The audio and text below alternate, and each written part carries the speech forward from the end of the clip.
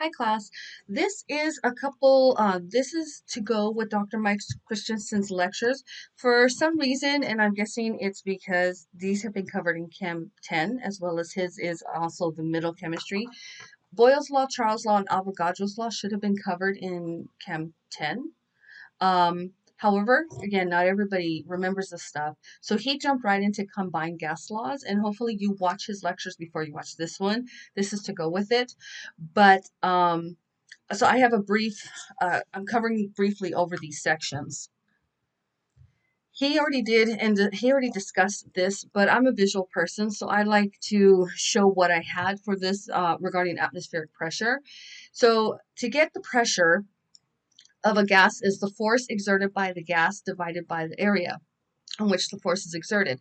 So I have a picture here you can see of gas particles causing collisions, and that causes the pressure because those collisions, that force is hitting the surface, and that would be divided by the area. So this is exerting a pressure, and as you see here, this is at sea level, and as you start going up in our environment, there is a decrease in gas molecules. This is where the term thin air comes from, because the pressure is not as intense up here as it would be at sea level or even below sea level. And this all has to do with the pressure of the molecules that are in the air. By the way, we have pressure on us.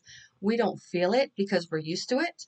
We also have pressure in the inside exerting out. So there's somewhat of a balance there. The only times that you tend to feel it is when your ears are popping from being in an airplane or so forth.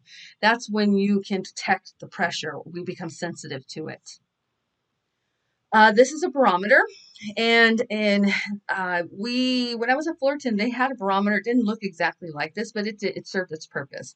This is telling you what the atmosphere pressure is. How this works is that this is mercury, and there's an inverted tube in here. When the atmospheric pressure is high, it pushes down on the mercury, and it pushes the mercury up into this tube. What it does is that it's got a scale, and they can determine by the height what the pressure is. And I mean, it should be a little higher, and or vice versa. The pressure will go down, and that'll allow the pressure to be released if it's low pressure, and this can come up, which pushes this down. I hope that makes sense. It's just the opposite of high pressure. And at 1 ATM, they know there's a scale of exactly what 1 ATM or 760 torr would be. And when it's different from that, they can then figure out what the pressure is. So this is how we determine atmospheric pressure is with the barometer. I put some questions up here. They're really easy, but they would help with conversions. And they're strictly stoichiometry, so I'm not going to go over these. I think these are fairly easy to understand. Properties of gas, continued, sorry, this is from another slide. Volume is for when we deal with gases and so forth, it's usually in liters.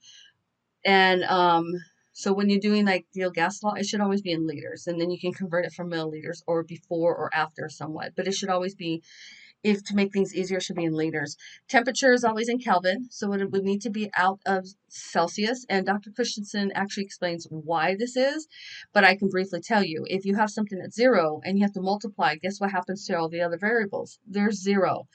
And when you deal with negative numbers, usually using adding 273 will cancel out any negative numbers because you don't have a negative volume of gas. So that will also take care of negative numbers. So this is why we always use Kelvin, and you should make sure to use it. Besides, when you use Kelvin, it makes the laws work. When you use Celsius, you're going to get numbers all over the place. Amount of gas is N, so we always refer to N as moles. And Dr. Mike Christensen is going to talk about, I don't know why I'm saying Dr. Mike Christensen, I can just say Dr. Christensen. Density. Density is usually grams per mil, but when you deal with gases, we discuss grams per liter. Just something to highlight there. Boyle's Law. So he didn't cover Boyle's Law. He didn't cover any of these. He did the combined, which is all of them put together, and I'll explain why he did that. But Boyle's law is the pressure of a fixed amount of gas, so that means that moles are constant and temperature is constant. This and is inversely, so a fixed amount of gas is inversely proportional to the volume. So what this means is that if the pressure goes up, the volume goes down. If the volume goes up, the pressure goes down. And I found this nice little gift. And if you pay attention, the temperature is constant, which is what we expect it to be. It's easier to just pay attention to this. So as the volumes here, you see there's a scale. As the volume is pushing down, it's forcing the molecules to have to interact more, which means there'll be more collisions. The pressure will increase. But as you give this molecules more volume, as in the top right here, they don't have to be so close to each other, and the pressure will decrease. So think of it more like an elevator. The more people, the more space, the more people in an elevator, the more you have to interact. And if it's a really big elevator and there's not as many people, then you don't have to interact as much. So basically, it's really important to remember this is inversely proportional. That just means that if one variable goes up, the other variable goes down, and vice versa. Charles's law deals with volume and temperature. The constant is pressure and moles. The volume of a fixed amount of gas at constant pressure is directly proportional to the absolute temperature. Absolute, when you hear temperature, absolute in here, this just means Kelvin, because those are that means absolute. Because Kelvin can get to an absolute zero. So that's all that means is Kelvin. And strictly for gases, we use Kelvin. We don't use anything else. The pressure of a fixed amount of gas at constant volume is proportional to the absolute temperature. Did I just repeat that twice on here? The pressure of a fixed, I'm sorry, I think I just repeated it on here. But let's take a look at what this is anyways, regardless. So we have constant pressure. So pressure isn't moving. And we have volume that does move. And we have temperature that moves. And we know that the mass stays the same because as you see here, there's nothing being added towards the molecules. So when we take a look here, this means directly proportional. So if one goes up, the other one also goes up. If one goes down, the other one also goes down. So this is not inversely. If we take a look here, it's easiest to know. So when it's at the top, if it's at the top, the temperature goes up. And when the temperature goes down, the volume goes down. So if you notice, these are both increasing and decreasing at the same time. The combined gas law. Why did he only jump to the combined gas law? One, I may ask on the quiz and questions direct questions about Boyle's law and Charles's law, which is why I need you guys to know what they are. But when you're doing equations, you don't really need to worry about them. And that's why, because if you just remember the combined gas law, you don't need to worry about remembering Boyle's law and Charles's law. If we were in a classroom environment, I wouldn't give these to you. These are things you would have to know. But of course, we're home, you have easy access to them. And I made you guys a cheat sheet. Do not forget that I put up a cheat sheet for gases. It's in their important things, I think, but it's there. I just combined a lot of information on there. And if you see an error, please let me know because I put that together recently. So I'm human. Why? Because if you use just one equation, so if you were in a classroom environment, you should still know what Boyle's law, Charles's law is, but you would only have to remember one equation. Why? Because if you have a problem and certain things are constant, you can cancel them out on the same if they're on the opposite sides. So then it leaves you with just the equations that you need for the problem. This is why he jumped to combined gas laws and didn't really cover Boyle's and Charles. And because this is the second chemistry, it is understood that these are certain laws that you carried over from Chem 10 that you should know. And if you don't, then you need to review. Avogadro's law. Avogadro's law deals with volume and moles under constant pressure and temperature.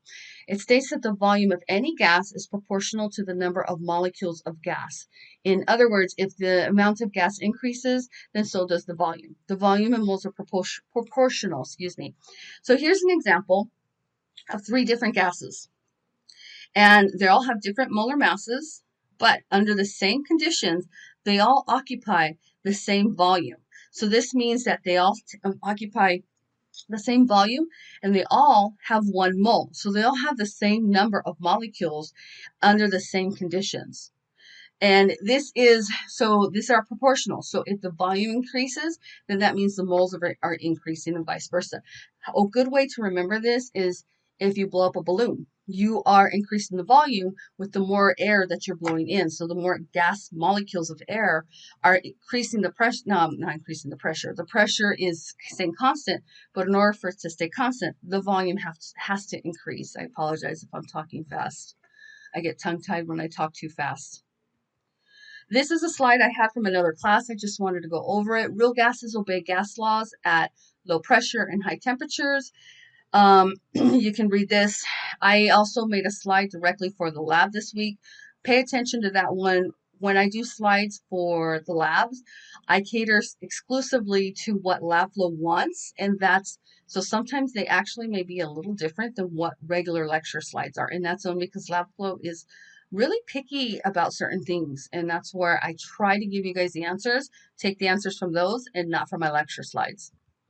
And that's it. So I've covered all of the 3 labs that Dr. Christensen did not. They're not difficult. You should have seen them before, but you definitely should know what the differences between them are. Okay, thank you.